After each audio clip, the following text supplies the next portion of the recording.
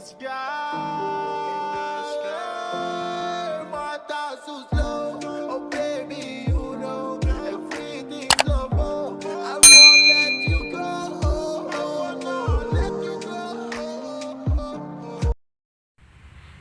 selamat pagi anak-anak. Perkenalkan, nama Ibu Hesti Febrianti Besi. Nah, anak-anak, sebelum kita memulai pembelajaran kita pada pagi hari ini, Ibu berharap kalian dalam keadaan baik-baik saja. Nah, anak-anak, pagi ini kita akan belajar tentang siklus air. Sebelum kita memulai dengan pembelajaran kita, marilah kita menghadap Tuhan dan doa. Kita berdoa. Berdoa selesai. Nah, anak-anak, hari ini kita akan belajar tentang siklus air. Anak-anak, perhatikan gambar berikut ini dan Ibu akan menjelaskannya. Nah, adik-adik perhatikan gambar siklus air. Siklus hidrogelasi atau siklus air adalah rangkaian atau tahapan yang dilalui oleh air dari bumi ke atmosfer dan kembali lagi ke bumi. Siklus air tidak pernah berhenti dari atmosfer melalui kondensasi, presipitasi, evaporasi, dan transpirasi.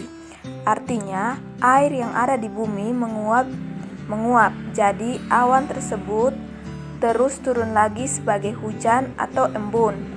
Hal itu yang menyebabkan volume air di bumi itu relatif sama dari tahun ke tahun. Hal ini terjadi terus-menerus mengikuti tahapan dalam siklusnya. Siklus air adalah rangkaian atau tahapan yang dilalui oleh air dari bumi ke atmosfer dan kembali lagi ke bumi. Konsep mengenai daur air erat kaitannya dengan kehidupan sehari-hari. Proses singkat daur air yaitu ketika air laut, evaporasi atau tumbuhan, transpirasi, terkena panas matahari, akan terjadi penguapan. Proses itu kemudian membentuk awan. Setelah itu, awan ditiup oleh angin hingga berkumpul di atmosfer. Semakin naik ke atas, suhu awan semakin dingin. Awan yang suhunya dingin ini berkondensasi menjadi titik-titik air. Kondensasi adalah perubahan uap air atau benda gas menjadi cair pada saat suhu udara di bawah titik embun.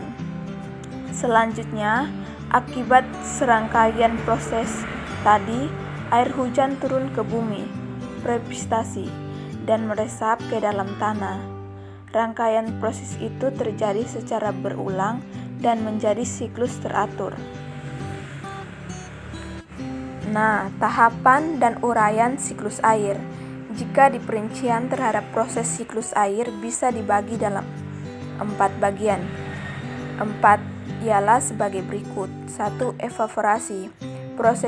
Proses di mana air yang ada di laut, rawa, sungai, dan lainnya menguap karena adanya pemanasan dari sinar matahari. Dalam hal ini, air diubah menjadi uap air atau gas hingga bisa naik ke atmosfer. Yang kedua, transpirasi.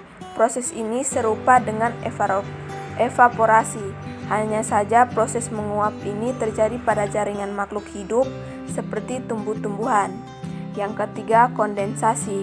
Proses ini di mana perubahannya uap air di atmosfer menjadi partikel es yang sangat kecil di suhu yang rendah. Partikel es tersebut saling mendekat satu sama lain hingga akan mengumpal sampai sebagian awan. Yang keempat, presipitasi. Ketika terlalu banyak air yang terkondensasi, maka tetesan air di awan akan menjadi besar dan berat untuk menahan di udara, sehingga jatuh sebagai hujan salju atau hujan es. Yang kelima, infiltrasi. Singkatnya adalah proses meresap air ke dalam tanah. Infiltrasi jadi salah satu faktor dalam siklus integrasi, yaitu memainkan peranan penting dalam mendistribusikan air hujan sehingga sangat berpengaruh terhadap lipatan permukaan. sehingga terjadi banjir, erosi, ketersediaan air untuk tanaman, air bawah tanah, dan kesetiaannya untuk irigasi di musim kemarau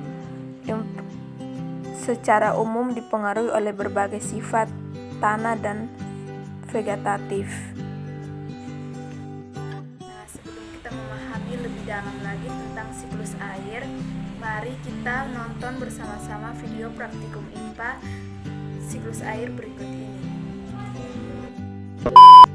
Alat-alat yang digunakan dalam praktikum IPA siklus air yaitu gelas bening, penutup mangkok bening, es batu, dan air panas. Nah, langkah-langkah yang pertama yaitu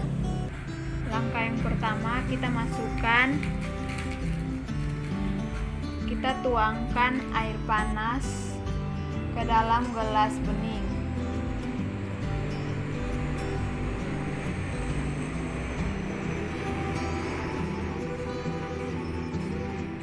Kemudian kita taruh penutup mangkok di atas gelas bening.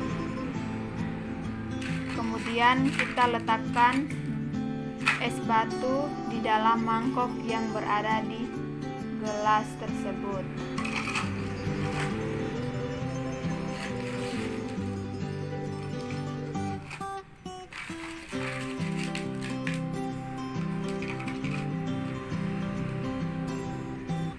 Kemudian kita mengamati perubahan apa yang terjadi pada air panas dan es batu tersebut.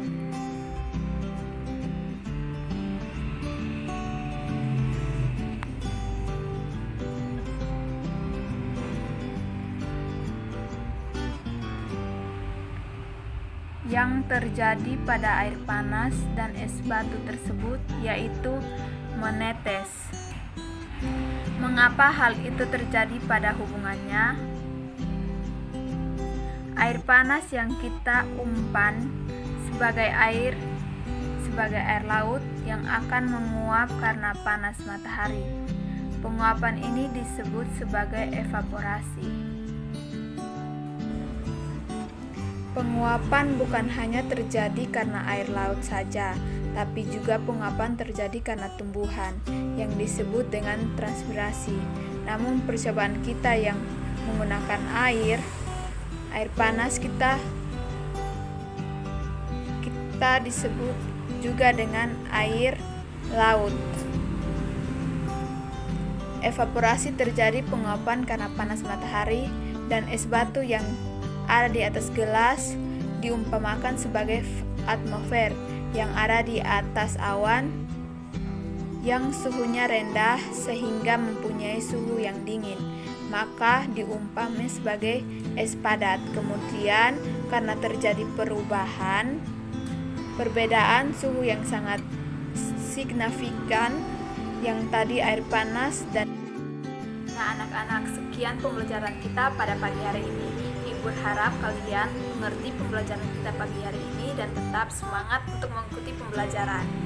Sekian dan terima kasih, sampai jumpa.